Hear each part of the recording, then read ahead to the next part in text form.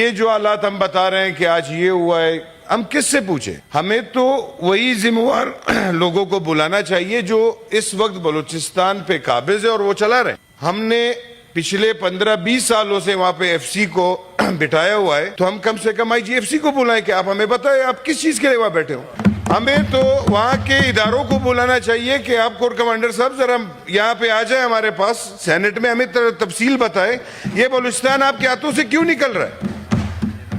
ہم نے بار بار اس چیز کی نشاندہی کی کہ وہاں پہ ہمارے سرکاری لوگ صرف پیسے وصول کر رہے ہیں، ہر ایک پوسٹ کا ایک پیسہ وصول ہو رہا ہے، کسی کو سیکیورٹی کی طرف دیکھنے کا ٹائم ہی نہیں ہے سر۔ اور یہ آج دوبارہ یہ بات دہرائی گئی ہے، ایک وقت پہ مشرف نے کہا تھا کہ میں وہاں سے ایڈ کروں گا مفتی کو، تو آج جو رو رہے ہو نا یہ اس پوائنٹ تھا۔ آج یہ کہہ رہے ہیں کہ ہم ایک ایس ایچ او کی مار، بھائی ایس ایچ او کو چھوڑ دے، اپنے بختربند گاڑیاں تو کچے کے ڈاکوؤں سے لائے، پہلے ہمارا اپنا سر تو اونچا کریں وہاں سے۔ 12 سے 12 13 پولیس وہ قتل کر رہے ہیں، آپ لوگ کیا کر رہے ہو؟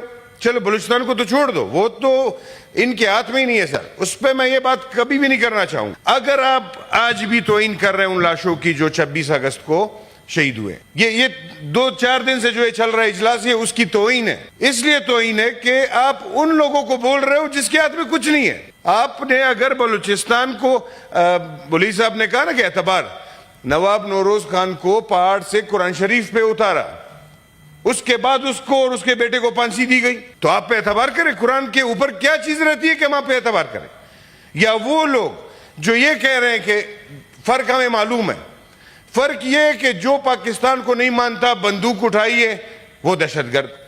ہم یہ نہیں چاہتے سر، ہم تو چاہتے ہیں کہ اس کو دہشت گرد بنایا کس نے، وہ کیوں پہاڑ پہ گیا؟ یہ بلوچوں نے تو پاکستان کو تسلیم کیا تھا، وہ تو پاکستان کا حصہ بن گئے، آج وہ کیوں پہاڑ پہ بیٹھے ہیں پاکستان کی مخالفت کر رہے ہیں؟ اس کا ذمہ دار آدمی جب تک آپ نہیں نکالو گے، جب تک کس کی وجہ سے یہ لوگ وہاں بیٹھے اور کون سا وہ کام ہوا ہے، تب تک آپ کا بلوچستان تو کیا ہے، پاکستان ٹھیک نہیں ہو سکتا۔ یہاں پہ ہمارے وزراء آتے، آج جو وزراء یہاں بیٹھے ہیں وہ کس طریقے سے آئے؟ وہ پہلے وزیر بنے، بعد میں سینیٹر بنے، اب ان کو ہمیں سننا پڑے گا۔ یہ بہت غلط روایات ہے جناب چیئرمین صاحب، ہمیں سن کے پھر جواب دیں۔ بالکل اعظم نذیر صاحب جو ہے ہمارے محترم ہے، ہمارے سینیٹر ہے، ہمارے بھائی ہیں، لیکن جو منسٹری جس کے پاس ہے وہ ہمیں کم سے کم وہ جواب دے۔ بلوچستان کے اندر صرف یہ ایشوز نہیں ہے سر، میں نے کہا یہ پہلی دفعہ بھی نہیں ہے سر کہ اتنی پریشانی ان کو ہوئی ہے، پتہ نہیں کیا ہوا ہے اس میں۔ میں نے جو کل کی میٹنگ کی یہ بتا رہے ہیں کہ تمام پارٹیاں آئی ہیں، تو تمام پارٹیوں کی باتیں تو یہ سر سامنے رکھے کہ کس پارٹی نے آپ کو کیا کہا ہے۔ اس میں سے زیادہ تر پارٹیاں جو جمہوری نظام کو مد نظر رکھتے ہوئے جو بات کرتے ہیں، ان سب نے یہ ڈیمانڈ کیا ہے کہ سب سے پہلے یہ حالات کس کی وجہ سے خراب ہوئے ہیں ان کو نشاندہی کی جائے۔ اب مجھے یہ سمجھ نہیں آتا ہے، وہ 2 منٹ میں بات کر کے چلے گئے اور بڑے مطمئن تھے، تو اس طرح تو سر یہ بلوچستان کے ساتھ ابھی نہیں، یہ 70 سال سے ہو رہا ہے سر، 70 سال سے ہو رہا ہے۔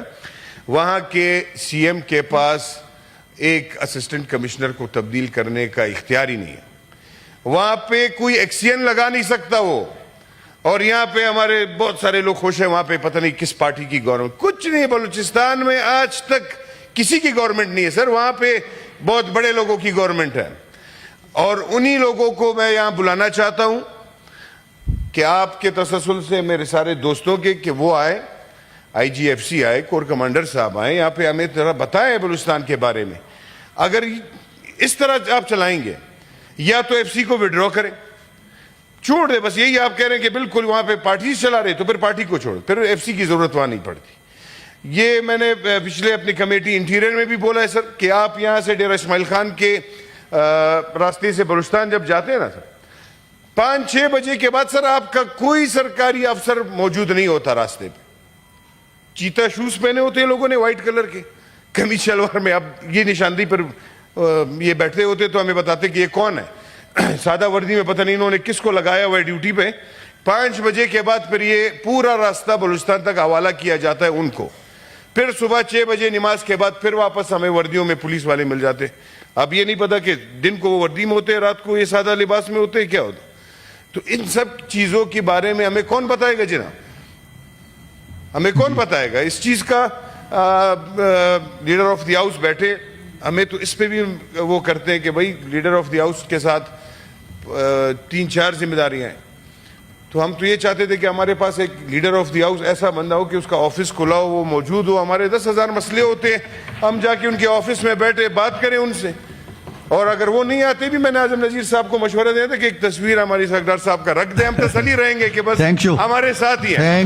تھینک یو عمر فاروق صاحب. جی